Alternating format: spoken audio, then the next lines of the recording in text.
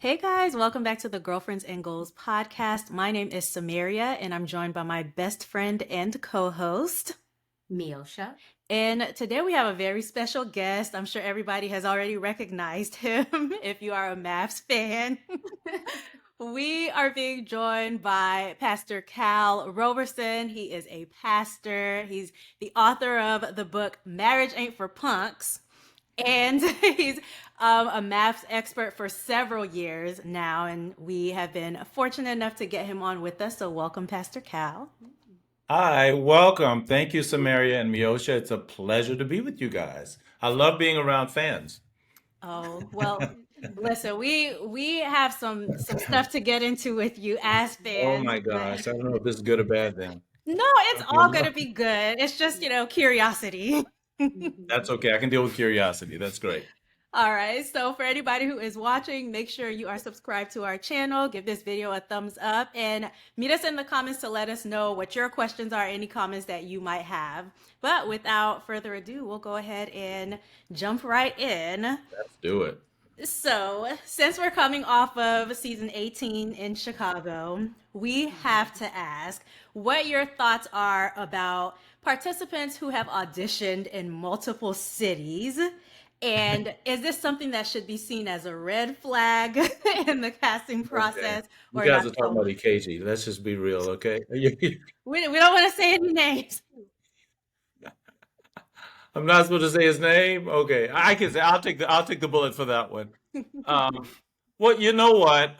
When it comes to people who have auditioned in different cities, I think I don't have a problem with it, depending on the circumstances. We've had people who have done that before, not only this season, but we've had others who have done it before. Some did. Well, I think we may have had one other instance since I've been on this for what 16 seasons now. Oh my God, where Wow. that's happened.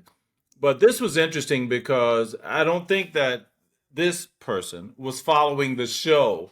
It just so happened that he was living in a different city and then was living in this city when we came to it. So it wasn't a problem because I know we had passed over him then, but this time he convinced us that he was ready. Okay. So within the same vein of talking about Was that Ikechi, shade? me, Was that a well, little but shade? I'm it's sorry. fine. Okay. But within the same vein of talking about Ikechi and Imem, some of the feedback we saw from the audience was that they felt like Imem came in too eager or willing to make it work with her partner. So, one, we want to know, do you agree with that sentiment? And if you could elaborate from your perspective on the mindset you think someone should have coming into a process like this. Yeah, no, I first of all, under no circumstances do I think Emma was too eager. I think she came in with the right attitude. When you're doing something as radical as this, we want people who, first of all, who are comfortable around cameras. We don't want people who are looking to be stars, but we want somebody who's comfortable around cameras. Because look, for as many criticisms as we get, if you're just sitting there and you're just terrified, I mean, it's going to make for a horrible documentary. But and she fulfilled all those requirements. She was ready for marriage. I personally talked with her in her apartment before we even chose her, and she shed tears. We talked to her family and her friends, and I don't think she was eager. I think she's at a point in her life where she was ready to settle down, and we felt that they both were. At least that's what we were convinced of. But no, too eager? Absolutely not. Absolutely not. We look for people who are committed to the process and committed to marriage. And that's what she was. Yeah, I would agree with you. So she was one of our favorites on the show. Her fashion sense is out of this world, but just seeing how eager she was. Well, eager is not the right word, but how excited Right, she right, was for right, right. this process and how committed she was to this process. However, I think at a Yeah. certain point, I wish she would have been not as committed. when certain signs were shown. So I had no issue with her starting out that way. But I think Right. maybe midway, I was like, okay, I know you're the type of person to finish what you start, but sometimes Yeah. quitting is okay. Yeah. Well, you know what? And I hear you, Samaria. I get it. I get why you would say that. I get why others would say that. But what you have to understand is that this is a real marriage. And I think when people enter into it, they don't want to give up. And I think that their tenacity speaks to, their desire to make it work, their desire to be in a successful marriage. And so I do believe that, look, are there circumstances where, okay, fine, pull the plug, pull the cord, let it go. Sure, when a person is becoming verbally abusive, God knows we've had that. When a person is becoming, just weird and okay, fine, I get it, I get it. But if you are encountering problems and these problems can possibly be overcome, I think it makes sense to stick into it. Now, I'm the first to say, look, this sucks. This is not going to work. All right, I'm not even going to front. This is not working. So let's just find a way to get out of it. But anybody should be able to stick into a process for 8 weeks. We're not talking about we're not talking 6 months. And like she said, 8 weeks. You cannot just stick in it and do your best for Mhm. 2 months. Mm.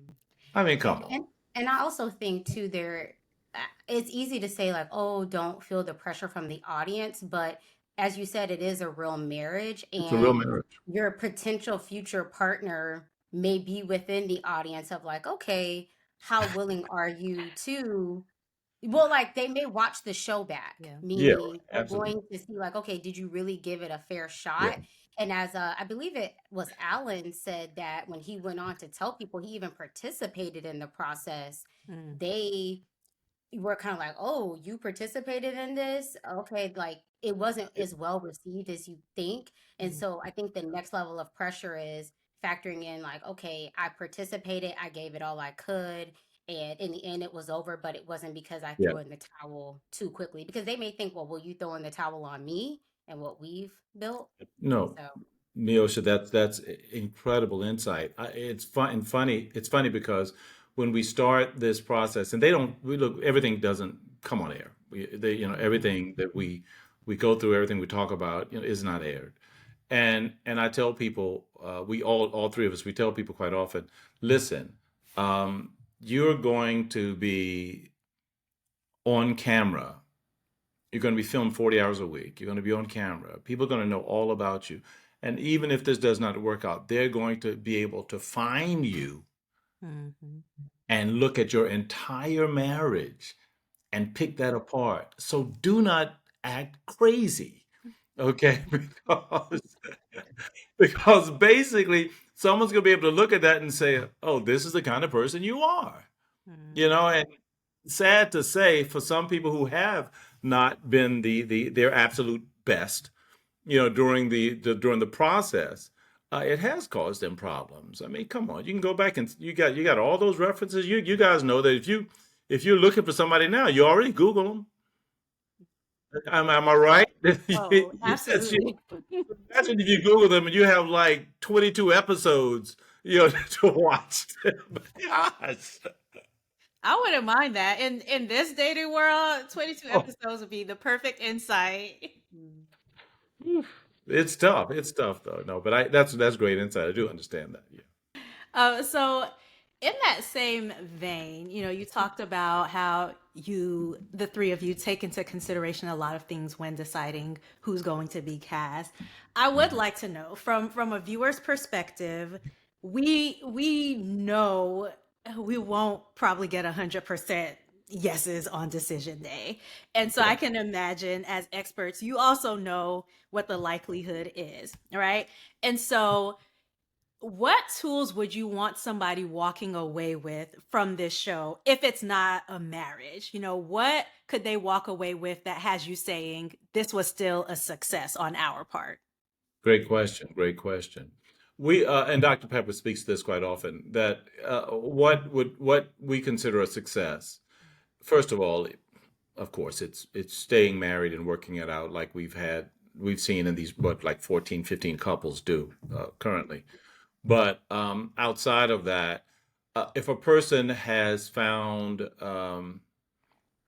if they found out who they really are, and if they have become a better person for the next one, if they've learned to deal with some major issues, some major challenges in their life, and they've they've figured out. I'll give an example. In this past season, you remember? Oh God, I keep calling people's names. Um, Michelle? yeah, David's wife, yes. Oh, yeah, Michelle. I almost You said guys, the other M you because guys know better than I do, and like Michelle, she made an incredibly important comment in the reunion. She apologized for how she was because she didn't know what she was like until she saw the playback. yeah. And she said, "Wow, it had really changed me." And so many people, even from the season before I was there was one season before I think it was like the second season, maybe in the Okay. second or third season. And there was a young lady, I think her name was Samantha. She said that quite often. She said, "You know what? I looked at that and it changed me because this is not the person I want to be. This is not the person I want to be portrayed as." So quite often, when people look back, they say, "Oh my gosh, I need to better this area. I need to better that area," and that's a good thing. That's what we want. We want people to get a 360 view of themselves and say, "Look, okay, fine, this didn't work, but doggone it, going into the next one, oh, I gotta be a better person. Yeah. I just have to be a better person." And we've seen that happen over and over again. Yeah. Given how explosive this last season was, it was. That's Good how they Lord. described it in the trailer. I mean, we had it was a season of first, with the whole David and Madison situation. Yeah, yeah, yeah, Is yeah. there anything that you could foresee being done differently to potentially avoid this type of situation where there's a couple swapping or yeah. You know what, and that's a great question. We often wonder after, doing, our postmortem, we often wonder, what we could have done differently. We sit around, we talk about it, and I think for this particular situation, um, I don't know. In fact, we ask during the vetting process. We ask so many questions. I know we drive them crazy with questions. Um, and we had asked her um, on numerous occasions, was she okay with dating someone of a different race? Because we felt that, you know, we had somebody for her. And we even called her, which is not something we often do. But we called and asked, "Are you sure you're okay? This is not something that you, how do you feel about this?" No, no, that's not my forte. That's not what I want. I don't see Interesting. what else we could have done. Is it possible that she would have been matched with David? It's possible. I don't want to say, but I do think that had she known, and I'm not blaming her totally because sometimes you don't really know until you get into the situation. We have all these ideas, all these lists of what we think we want. Then when we actually meet people, it's like, oh my God, well, I need to throw this thing away because Yeah. here's a guy that I really could get into. And I think that's what happened with her. So I'm not beating her up or blaming her, but I do feel as though, um, we gave it, our best shot, with them. And, thank God for Thomas and Camille because, Yeah. everybody else is like, okay, yeah, no matter how much vetting you do, when those lights come on, people lose their Yeah. mind. They lose their ever loving mind. So So speaking of vetting, I have a really quick follow-up. sure, go for it. I think we find that you all have gotten a lot of criticism for maybe having bad matches or, Right. how did so and Right. so end up on this show? From your experience, how often are people showing up as them actual selves or Uh, being true to themselves versus just putting on to want to be picked? yeah, yeah, yeah. We do get representatives quite often, and sometimes we can recognize it. Okay, if you look at the vetting process, all right, we go 3 or 4 months vetting before we even choose them. Mm. And they have to fill out a 75 question questionnaire at the initial application. Then they have to do about 500 more questions, and then we go through 2 rounds of psychological evaluations. We go through health screenings. We go through interviews. We talk to family members. I mean, we go through a lot of vetting, and some people we pick out is like, nah, nah, something's wrong. Mhm. And the psychologists, they come back and they tell us, well, this person has this. They do the MMPQ test. I think that's the evaluate the thing. They do a lot of stuff, and so a lot of times we can pick out, the people who are not ready for this. But every now and then, you get somebody who's able to just, I'm not going to say fool, but maybe they themselves don't know that they're ready. So they're telling us what they feel, they're telling us their truth at the time. Yeah. And their truth at the time is not, in reality, the truth. It's just what they feel, and they convince us of what they believe, and we have no choice. I mean, well, I wish we could tell the future, but yeah. Yeah, and just like you were saying, we wish you could tell the future. I mean, in our regular day-to-day dating lives, you meet somebody, you might be with them for 3 months, a year, 2 years, and then they end up being so I will say we could probably relax as an audience on the experts a little bit, knowing that they're Yes, and y'all give a brother a break and two I sisters. don't know. Well, okay. I hope the next season doesn't make me eat those words, but I know. Now, okay, okay, nothing. I can't even say anything. I'm so excited for you guys to see the next season. I'm oh, so excited for you guys to see the okay. next season. But I We're can't really say anything. excited too. I will ask though, the questions that are asked during the process, have there been changes to the types of questions that are asked over time? Because I think the dating world has changed quite a Yeah, bit, especially post-pandemic. And so, absolutely. how often are we looking at the process and saying we need to ask these questions, or maybe we need to take these questions out? Yeah, that's a constant. That's a constant thing. We're constantly doing that. Our producers are incredible.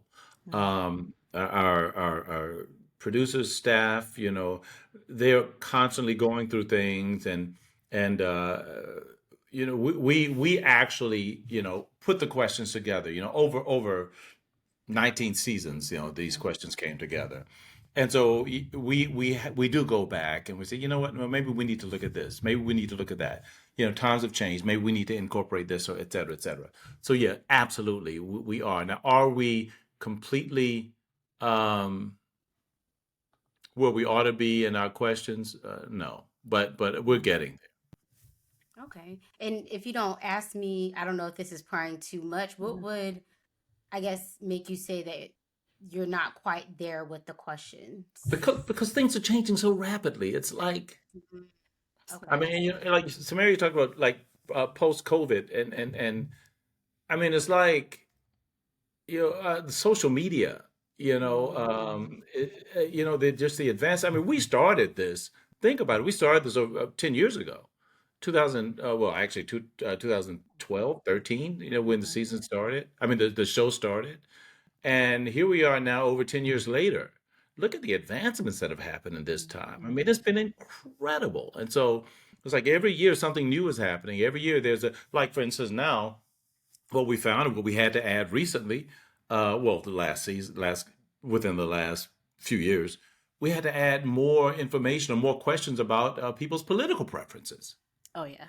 Mm. Yeah. That was not a thing early on. Nobody cared. No one Mhm. cared. But now, did you vote for it? Did you vote for it? It's like, oh my God, that's an actual thing.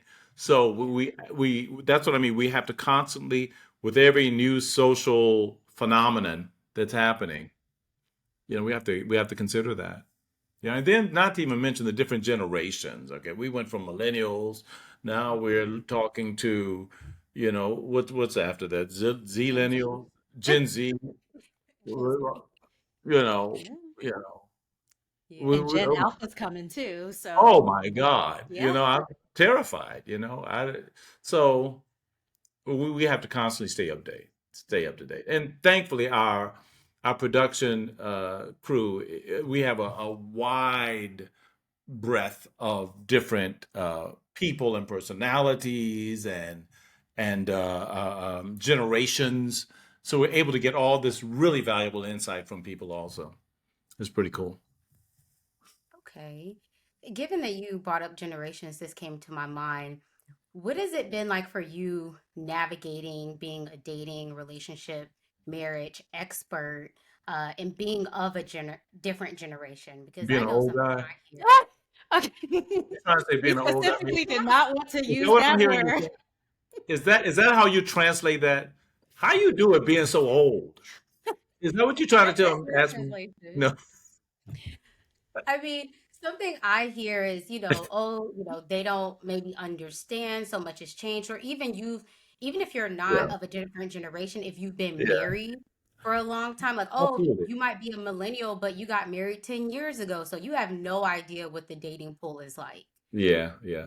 Here's the thing. And is there any validity in that? There's validity in the question. Uh, so I give the question validity. But is there any truth that people are now out of touch or what have you? The show is called Married at First Sight. So the emphasis is marriage. And irrespective of who people are or where they are in society, where they are in life, marriage hasn't changed. Marriage is the things that took our grandparents to stay in the marriage are the same things that it takes us to stay in the marriage. Commitment, love, vulnerability, honesty, a strong work ethic. These are things that people still want. So as far as marriage is concerned, yeah, I think we're on point. When it comes to dating, or even when it comes to matching people, one thing that I've found in my roughly 25 years of coaching couples is that people have the same, they have the same desires. It's just packaged differently. They come in different packages. But I'll give an example. People still want to date, right? But now they date online, right? But then now what? People are getting sick of swiping left and right. It's like, ugh, can I find something else? Okay, but they still have that desire to be with someone in a real relationship. I give you with you guys. You guys want real relationships. Am I right or wrong? Hmm. Yeah. Yeah. Okay. Okay. It's, Miyosha, you were pretty quick. Samara, Ah, you know, maybe. No, but for real. No, but I think that so yeah. I mean, are there things that we have to do to stay abreast of what's happening in the world? Absolutely. Uh, and then again, I have three children who are dating. One's married and two are not yet, and they span 25 and 30s. So they let me know that. Come on, okay. I'm like, all right, okay. So they help me out a lot. yeah. I will say though, Pastor Cal, although people still want commitment and healthy relationships, I Uh-huh. think maybe marriage has changed for the Uh, better, in my opinion. Tell So me I was more. talking to someone who got married in like early 2000, and back when they got married, asking the question of like, oh, have you been to therapy? Do you believe, like, what are your thoughts around therapy? Like, that is something that has changed a lot. And now therapy is common. So not only do you have to ask and make sure the person wants therapy, you have to make Right. sure they're not just going to therapy so they can get the buzzwords to use it on the dating scene and then still be manipulative in the end. So that I think that's something that's changed. Also, Absolutely. with our like grandparents, women probably were staying because their financial support came Hmm. from the person they were married to, and that isn't necessarily a factor anymore, so people don't have to stay in less than satisfactory conditions Yeah. just because that's where their bread and butter comes from. So Hmm. yeah. There are fiscal differences. Sure, women are earning more now than they ever have in the past. So that's a definite plus and also a challenge, um, because I mean there's a challenge just societally with attitudes towards the genders. You know how men feel about women, how women feel about men. There are just so many different shifts that have happened that do affect marriage. So you're absolutely right, though. There are some changes, some for better, some create some serious problems. Um, but no, yeah, but you're absolutely right. But I think that at our core, we still want love. At our core, we still want commitment. At our core, we still want somebody that we can wake up to in the morning and say, "Oh my God, I still love this person." We still want a man who gets up at if you hear something break or something goes bump in the night. You still want a guy who's going to get up and go see it, and not say, "Girl, this is equal marriage. You go have that." Because I'm Yeah, I not mean, you know, going. I mean, am I right or wrong? Right? You're right. You're right about that one, Pastor Cal. Who's going to do that? You know. So those roles have not changed. Women, Mhm. care how independent you are. Can you kill a spider? Yes. You don't want to. Nope. You know, yeah, you know what I'm saying? Yeah, sometimes it's funny because I was talking to this with some married people just recently, and they were saying, "Well, why do you need a husband?" And the wife said, "Because jars are tight to open." It's just, you know, because they're tight, you know, because spiders are scary, you know. Well, these are things that still exist, as no matter how independent we get, we still need each other, you know, and I think that's at the core of it. Yeah. Okay. What is it like for you being an actual pastor of a church Yeah, I and don't just say one on navigating, TV. Yeah, yeah, yeah, right? yeah, And being a marriage relationship expert on what I would call a secular TV show. yeah. You know, it's funny because first of all, my church they love it. They think it's cool, and I think that I've always believed that there's a difference, a huge difference between secular and sinful. And so we have to really make that line of demarcation that, you know, quite often we feel as though if you're in the religious world, then you can only do religious things. You know, if you're in this, you know, if you're a pastor, you should know you shouldn't be no, you shouldn't be associated with anything that's secular. Well, look, work is secular. You know what I mean? Going to the grocery store is a secular activity. You know, going to the movies. You know, I mean, so I don't have a problem with being in that environment. I think it's kind of cool because quite often it's a great environment because it gives me an opportunity also to sort of share my values with groups that would probably not normally hear those values, you know, outside of a church. For instance, if we're talking about love, you know, I could tell people, you know, about love, how love should be kind, love should be patient, you know, love should doesn't seeks the benefit of the other person more than it seeks the benefit of you. Well, that's all from the Bible. Mm. You know, that's from First Corinthians 13, you know. So, but it's value-based stuff, you know, but that's incredibly relevant. So I find this is a great opportunity for me also to share my values and to share what I believe to people who may not ever set foot in a church. So it's kind of cool. Yeah, I love that because as someone who has been in church my whole life and will be in church for the rest of my life, Hmm. I think a downside that a lot of people see to seeking the pastor for premarital counseling um is this going to be overly spiritualized? Like, does this pastor actually know, hey, this is what happens in mundane, in the mundane world, like around us.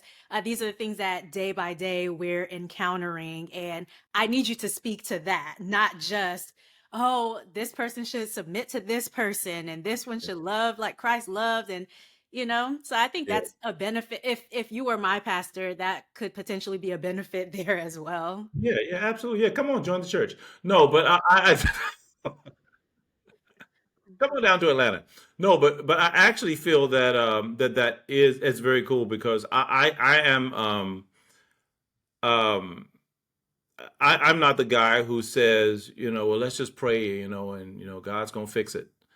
You know, look, I know a lot of well-meaning religious Christian people whose marriages are falling apart and end up divorcing, and it has nothing to do with their spirituality. It has to do with them not knowing how to communicate. It has to do with them not knowing what commitment really looks like. They don't know how to resolve and how to forgive, even though you teach it and you preach it and you pray about it, but you don't know how that applies to actual humans. And so those are things that I enjoy because it's like, I deal with the practicalities of marriage. And I'm not going to tell you to stay in it no matter what. Okay, he's slapping you upside the head, but stay in it because, that's what God wants. No, God don't want you to be slapped upside the head. And God don't want him to be in danger of losing his life when he goes to sleep. So you might need to roll out. So I mean, I'm just saying. So there's a certain practicality that comes. I always believed that religion and Christianity is for thinking people. It's for thinking people. And I think the moment you stop thinking and reasoning, and just say, hey, you know what? Yeah, just do it. No, God wants you to think. Mm, yes. Okay. Listen, that was a whole sermon, but Okay.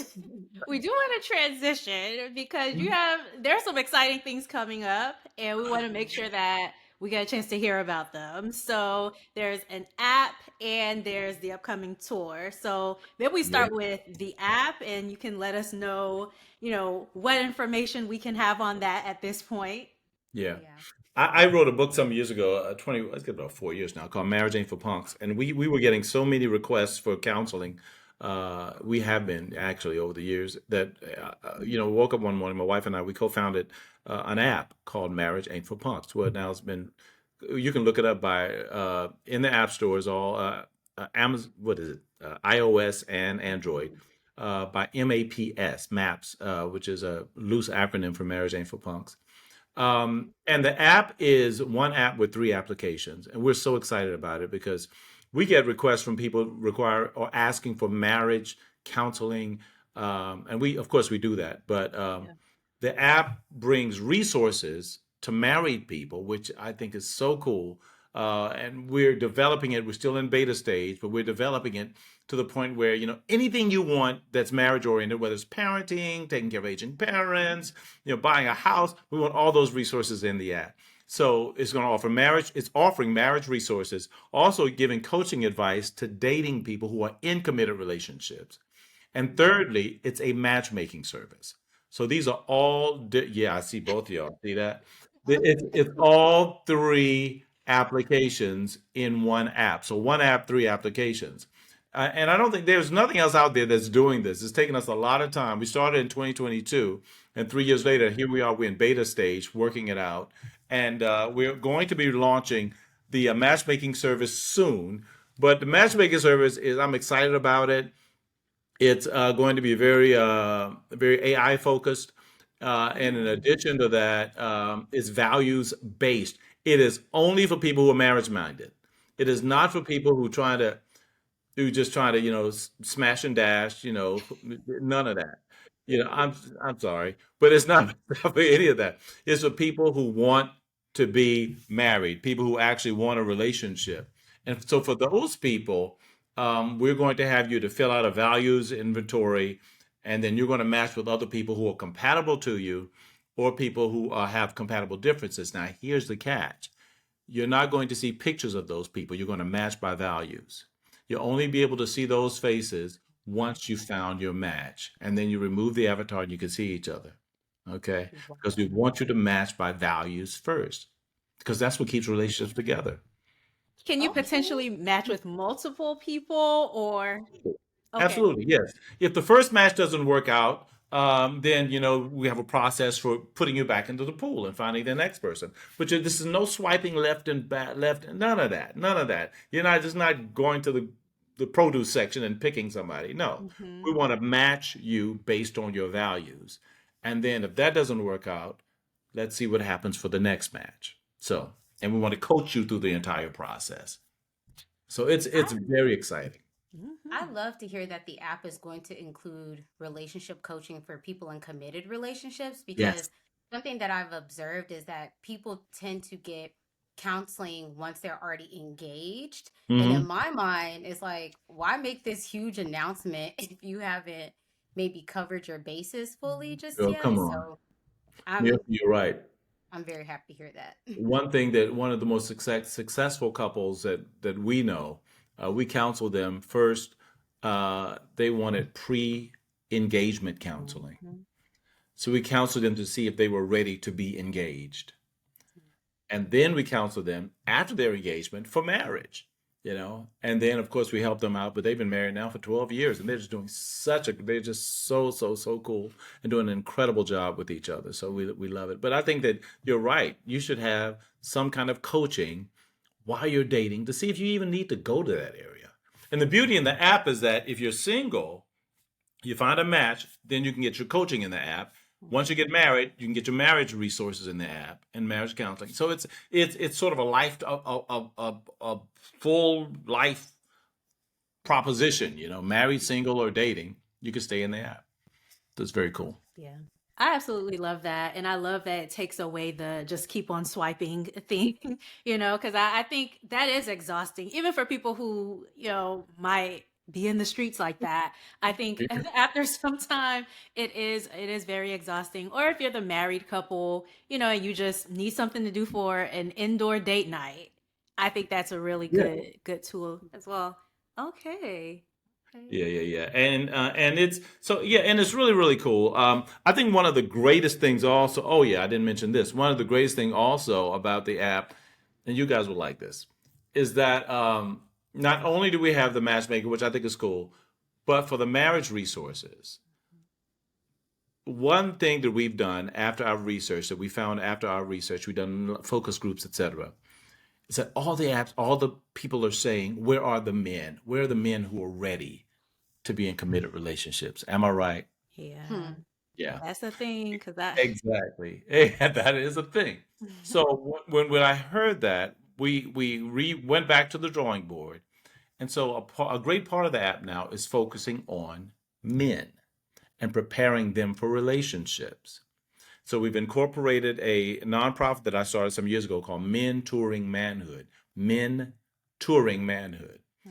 And that is now in the app. So men now have a safe place to go where we can talk about relationship issues. We can get them ready for marriage. We can sort of help shift their mindset from being single, young, just out there playing the streets to actually breaking down, getting a good career, getting your health together, getting your mind together, and being ready for these fabulous women that we know that we're going to are going to be looking for them. So it's a little different because we are doing a real focus on men. And in our tour that we started, we've already had our first stop in Huntsville, Alabama, 2 weeks ago. And we're starting our next stop is going to be in Atlanta on June 28th, and then we're going to further cities. We'll be in Chicago, Houston, and Dallas. We're going to be in Washington. We're planning Chicago and Los Angeles. And these are going to be our stops as we talk about relationships. We're talking about how to be better people in your relationships, how to find the right person, and also we're going to be introducing the app and bringing people into that ecosystem. So we're excited about it. Oh, I love that. Yeah, Okay, so June Hmm. 28th, you said is the Atlanta date. We might have Atlanta. to Okay. come through and support. Okay, where are you guys located? We're in Atlanta, Yeah, so she's like, yeah, so I really could join the church, Pastor. Yeah. come on now. Oh, wonderful. Okay, Yeah, so but that. definitely, it's going to be exciting. It's going to be really cool. You'll be hearing more. But go to Maps for Real is our website. Maps MAPS for FOR Real. Mapsforreal.com. Okay, and as you were talking, I did download the app, so I'll definitely be looking at it, yeah, after this Okay. call. All right. Is there Okay. anything else you have coming up that you'd like to share before we move into like our closing game? Great, great, great. Well, you know what? I want people to please hit us up on Instagram. I am Calvin Roberson. Also, a Marriage Ain't for Punks on Instagram. Our book is still wherever you buy books. Books are sold, whether it's Amazon, Books and Noble, Barnes and Noble, whatever, whatever. The book Marriage Ain't for Punks is out there, and we have another season, uh, TBD, as far as when it's happening, but it should be this summer. Another season of Married at First Sight, and it's going to be exciting. So we're really excited about that also. Great. Well, we'll definitely be watching and reviewing. Yeah, I know you will. I know you will. But before we let you go, we want to play a quick game of this or that. Okay, Oh so God. we'll give you a couple of options and you just let us know which one you would prefer. Okay, Okay. so the first one, would you rather have another David and Madison situation or another Chris and Paige from Atlanta? What are you doing here? What? Oh my God. You guys are not playing. Um, oh jeez. Uh, Um, okay.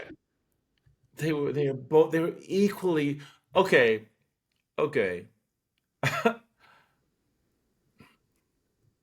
I can't even answer it without incriminating myself. Here's there are happy endings on both sides. So I talked to Paige often. She's working, her second baby is on the way now. Mhm, yeah. She's doing so well. Love her. Um, and that relationship did not affect other people. You know, it didn't affect another couple. You know, so it didn't cause pain to other people. It caused pain to them. Uh, Madison and David actually caused pain to other people. I don't ever want to see that again. Mhm.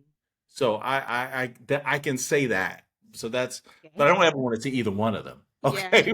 You Those know, were like really, but we really had to get the extremes. oh my gosh, can I have something easier? Okay, we'll see if the next one is easier, Miosha. You know, it's like, no. Um, I don't know how we want to word this. Maybe if it was a season you'd rather redo Atlanta or Denver. Denver, hands down, Denver. Yeah. I Yeah. no disrespect to anybody in Denver. I don't even think I watched it. All the whole season. I lived it, It was bad. Yeah. you know. But it was Denver. Yes, I'm gonna just yes, Yeah. Denver. I would redo it, and completely. Yeah, there were things that happened there that were just Yeah. unbelievable. Like, well, okay, what is happening here? Yeah. Explosive. Yes, it was ridiculous. Explosive. Oh man. All right. Okay. And then the Yeah, very last one that we have is would you prefer the original maps where the couples didn't honeymoon together, they didn't interact with each other, or current maps where the couples are doing everything together and we see how that ended last season? Mhm. although I can see benefits to both, the original. I would prefer to go Mm. back to where the couples don't meet each other Hmm. until the reunion. And then, yes, that's what I would prefer. I think that it allows people the opportunity to just focus on their own mate. And irrespective of what happened last season, um, I just think that's better because people can just laser like focus. And remembering how those days were, um, they had no choice. There was no one to. They had to come talk to us if they didn't talk to anybody else. There was nobody, whispering in their ear, "Girl, none of that. None of that. People had to focus on their relationship, and I kind of miss that. But we don't call all the shots. Yeah, and community is nice, so it is a Really nice great. model, but yeah, we would Yeah, prefer the original maps as well. yeah, yeah, yeah. Very All cool. right. Well, thank you so much for joining us. To anybody who's Oh, watching this, thank you for watching. And just make sure you let us know your answers to the this or that. We know we threw Pastor Cal, so we probably threw y'all a little bit too. You guys are awesome. Thank you so much, Miosha and Samaria. You guys are absolutely awesome. Thank you for being big fans of the show and for doing this podcast. It means a lot, to see people who are not only fans but actually get something out of it. So that makes a big difference. Well, Wonderful. thank Well, you. until next time, Yeah. bye. Bye. Bye.